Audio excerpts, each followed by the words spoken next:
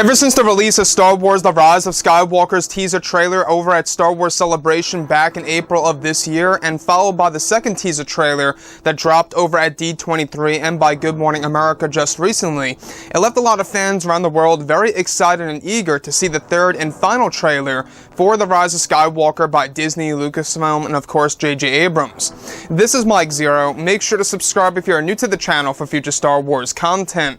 Now, what's really exciting about Episode 9 is that we do know that this film is, of course, going to be, well, a revelation movie. It's going to have many different twists and turns that will lead to saga-wide implications within the Skywalker saga, which could either be a good or a bad thing for the Star Wars franchise and for the Star Wars community as a whole around the world.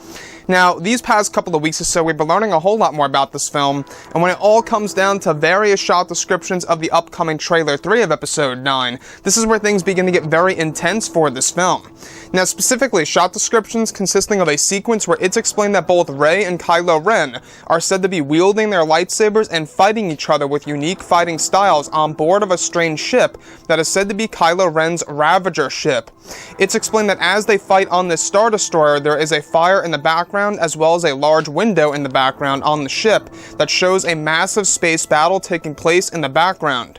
It's explained to contain tons of prequel trilogy continuity, where Rey is said to be using similar moves to Palpatine as well when he fought Mace Windu on Coruscant.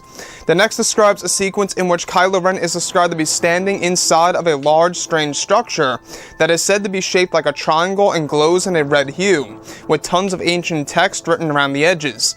As Kylo stands in this structure, it's said that he begins to hear the voices of Anakin Skywalker, Palpatine, Darth Vader, and even the voice of his father, Han Solo. That is described to be brand new dialogue by Harrison Ford.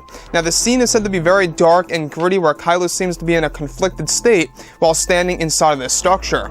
The last describes a sequence in which Luke Skywalker, portrayed by Mark Hamill, is said to be de-aged as a far younger Luke, where he is standing next to around 12 figures in the form of silhouettes in the distance in front of a Jedi training temple.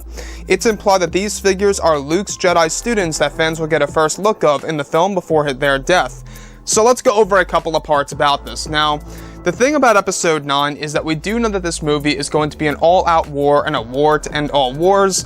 Many different sacrifices and losses will come along with that, obviously, by Disney and Lucasfilm. And the thing that I want to go over here that really does raise my interest about this film is, of course, the moment in which we have Kylo Ren standing inside of an ancient structure that is said to be in the shape of a large triangle that is colored red with a red hue with ancient text written around the edges. Now, I'm not quite sure if this is something related to the shrines of the Sith that we have been talking about for a very long time ago, that actually resides underneath the Dark Spire, which, by the way, is going to be this large castle-like structure that is all set and ready to appear in Episode 9. Now, this castle-like structure, in case you guys did not know, belongs to a character called the Forger, who is the one responsible for making the armor of the Knights and Kylo Ren. Now, this structure, it could very well have something to do with the ancient Sith. We do know that the ancient Sith hold many different secrets in this movie that's going to benefit Kylo Ren, as well as Rey when she goes over to the Lost City and the Land of Warriors, you name it. Now, the other piece that I do want to go over that also raises my interest for Episode 9 is the moment in which we have a sequence where there's a moment in which both Rey and Kylo Ren are fighting each other to the death, basically, engaging in a lightsaber duel on board of Kylo Ren's Ravager ship.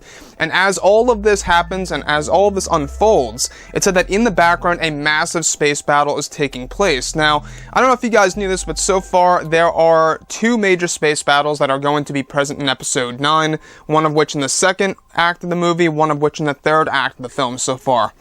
And the fact that they are fighting on Kylo Ren's Ravager ship speaks volumes. It tells us that they really are trying to do something yet again similar to Revenge of the Sith, where we were on board of that large ship over Coruscant, where we had Anakin and Obi-Wan fighting Dooku, where Palpatine, Chancellor Palpatine, was sitting in the background, basically, right? So that to me was a very interesting experience, and the fact that J.J. Abrams is using that as a way to bring in a parallel to Episode 9, where Rey and Kylo are fighting fighting as a major space battle happens in the background, I think is very ambitious of him. The last thing that I really find very interesting is the silhouettes of Luke Skywalker's Jedi students in the distance, with Luke Skywalker by their side. Now, as all of this happens, this is said to take place on the same exact world that we were introduced to in The Last Jedi, where Luke Skywalker actually brought Kylo Ren, Ben Solo, to his own Jedi training temple to bring him on the path to becoming a Jedi and to really fix his ways of his dark side tendencies. And we're going to learn more about Luke's Jedi students. I'm just not quite sure so far how far they're going to go into that character, or into those characters, I should say.